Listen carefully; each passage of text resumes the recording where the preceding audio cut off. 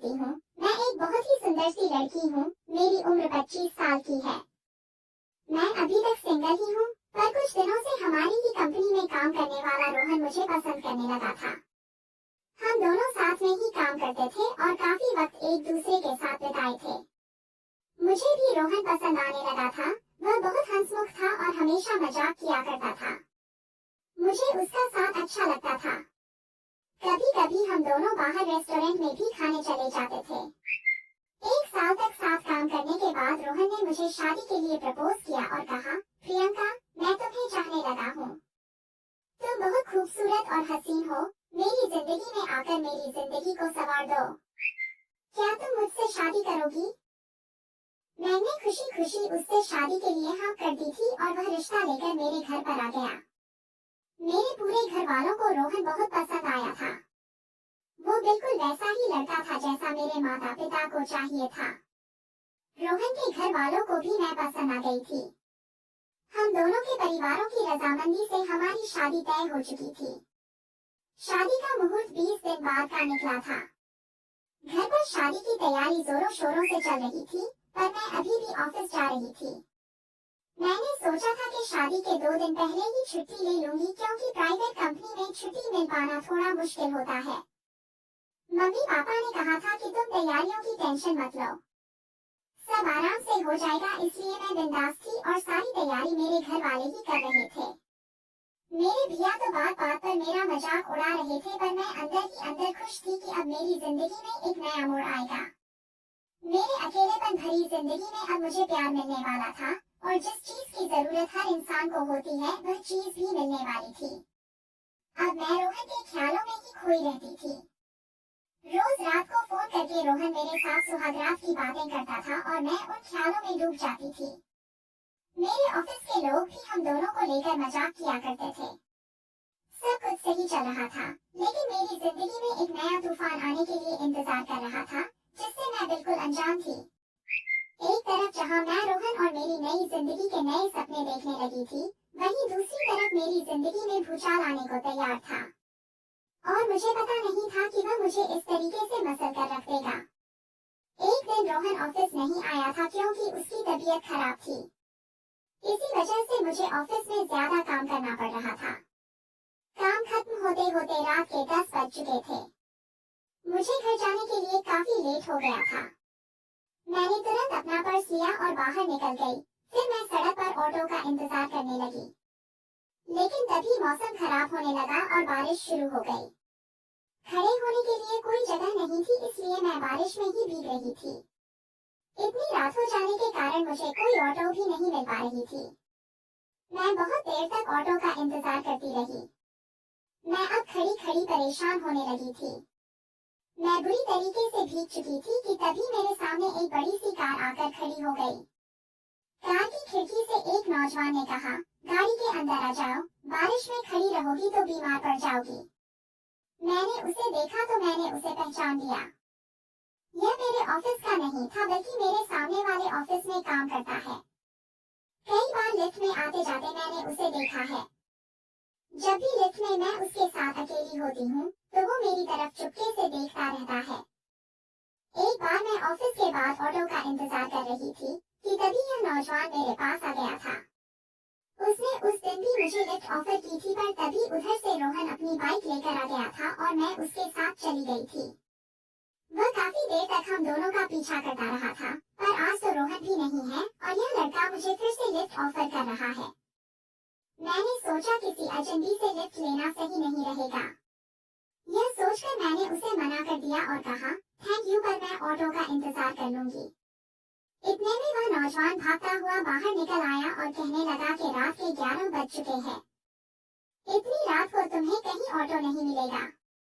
मौसम बहुत खराब है और इतनी रात को किसी लड़की का ऐसे अकेले खड़े रहना भी सेफ नहीं है।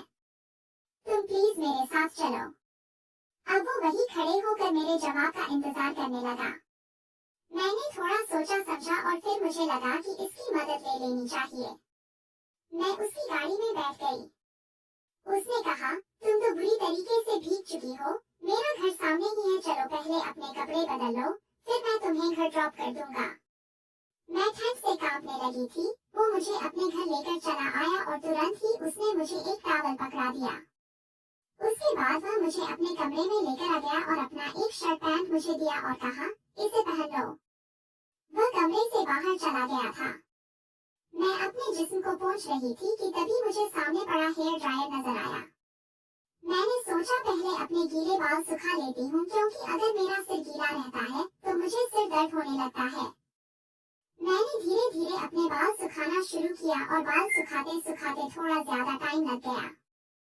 फिर मैं अपने सारे गीले कपड़े उतारकर अपने शरीर को पोंछने लगी कि तभी वह लड़का कमरे के अंदर आ गया। उस वक्त मैंने कुछ भी नहीं पहना हुआ था।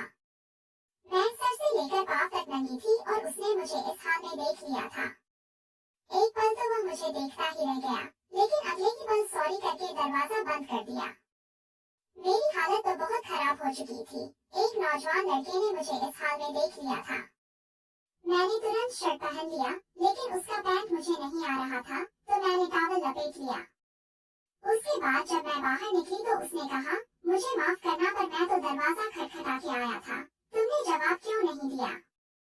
तब मुझे ध्यान आया कि उसने दरवाजा तो खटखटाया था, पर मैं इतनी डिस्टर्ब थी कि कुछ कह ही नहीं पाई। मैंने कहा, जो भी हुआ वो मेरी ही गलती थी, मेरा ही ध्यान कहीं और था। मैंने कहा, तुम्हारी पैंट मुझे नहीं आ रही है। उसने कहा, फिक्र मत करो, तुम्हारे कपड़े मैंने वॉशिंग मशीन में डाल दिए हैं। इसमें पूरी तरीके से कपड़ा सूख जाता है। आधा घंटा लगेगा, उसके बाद अपने कपड़े पहनकर तुम आराम से घर जा सकती हो।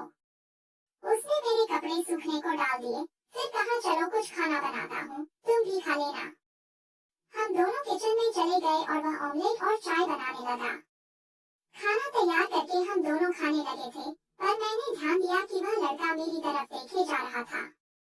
तभी मुझे ख्याल आया कि मैंने अपनी शर्ट की ऊपर वाली बटन खुली ही छोड़ दी है और वह मेरे जिस्म को देख रहा है। जैसे ही मुझे इस बात का एहसास हुआ, वह मेरे बिल्कुल करीब आ गया। वो मेरी शर्ट के बटन को लगाने लगा था। तभी मेरी सांसें बहुत तेज हो गई और उसकी सांसें भी बहुत तेज चलने लगी थी। यह लड़का कितना हैंडसम है। मैं उसकी शक्ल ही देखती जा रही थी। उसने कहा, मैं तुम्हें एक पजामा दे देता हूँ, तुम इसे पहन लो। इतना कहकर वो मेरे लिए एक पजामा लेकर आ गया।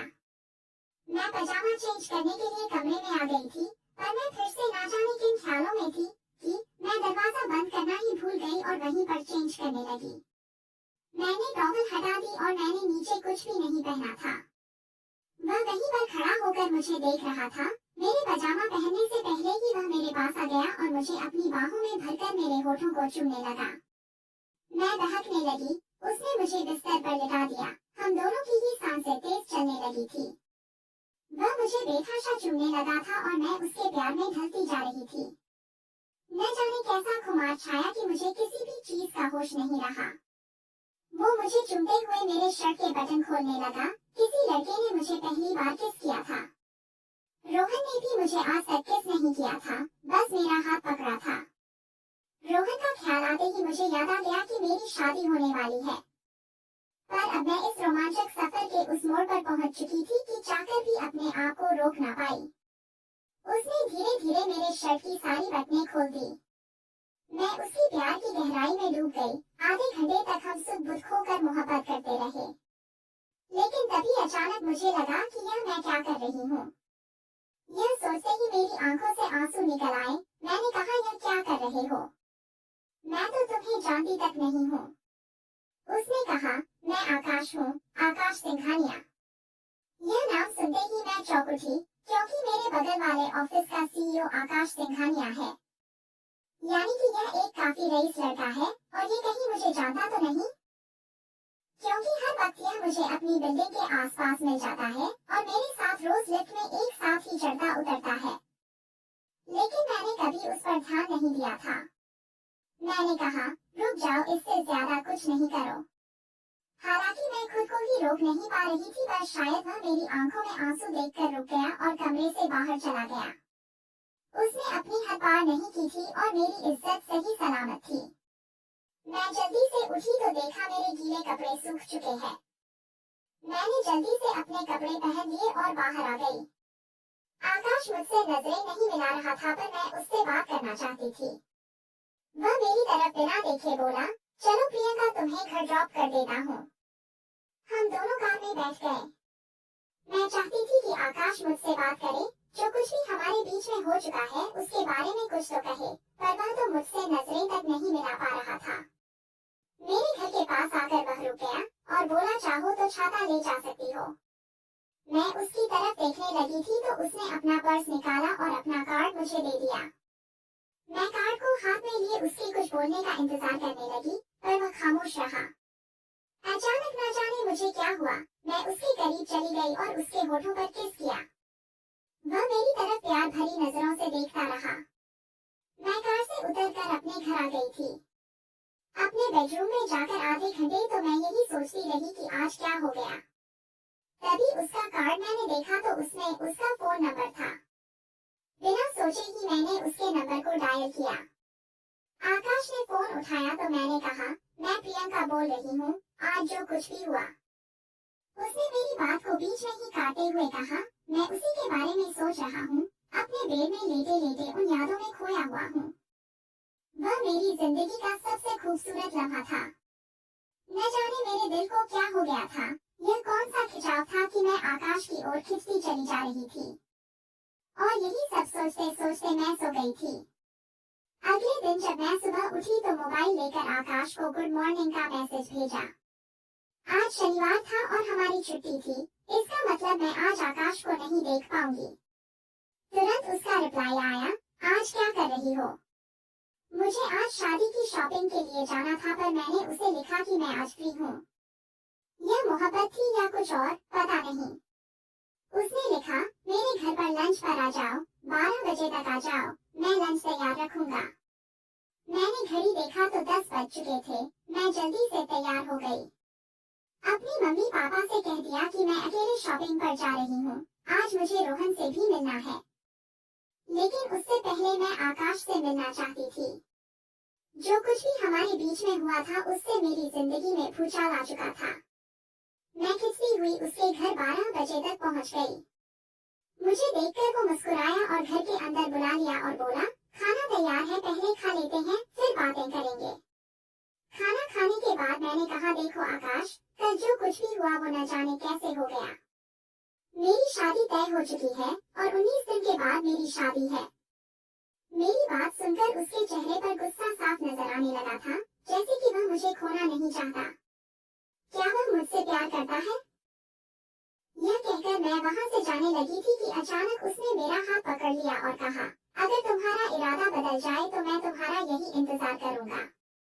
उसकी आंखों में मुझे अपने लिए मोहब्बत नजर आ रही थी। उसके एक स्पर्श से मेरे पूरे बदन में हलचल शुरू हो गई थी। मैं यूं कमजोर क्यों पड़ती जा रही हूँ? मैं तुरंत उसके करीब आ गई और उसे एक हग किया। वह पल मुझे बिल्कुल पागल कर रहा था।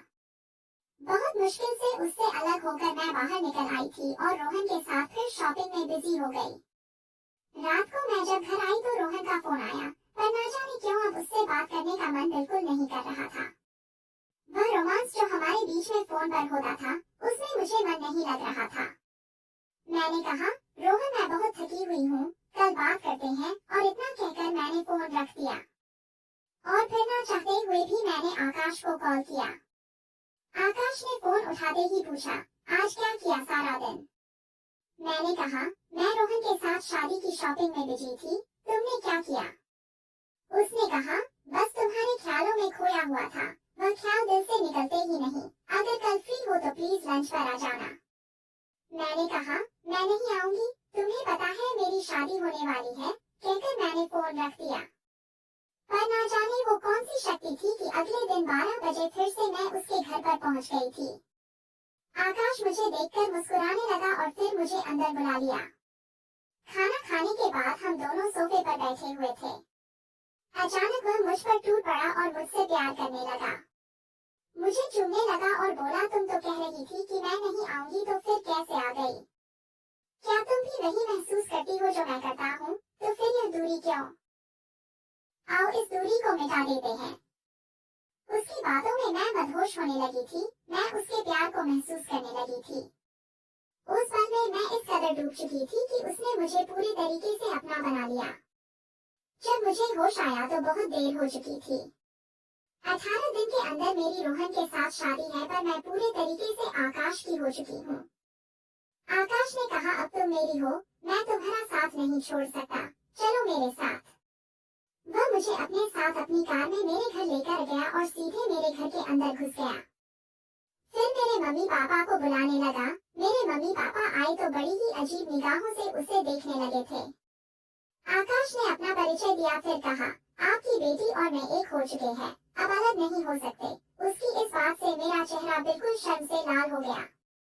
उसने मेरी मम्मी पापा को यह बात कैसे कह दी? मेरे मम्मी पापा बड़ी बड़ी आंखें बनाकर मेरी ओर देखने लगे थे। पापा बोले, पर बेटी, कुछ दिनों के बाद तो रोहन के साथ तुम्हारी शादी होने जा रही है।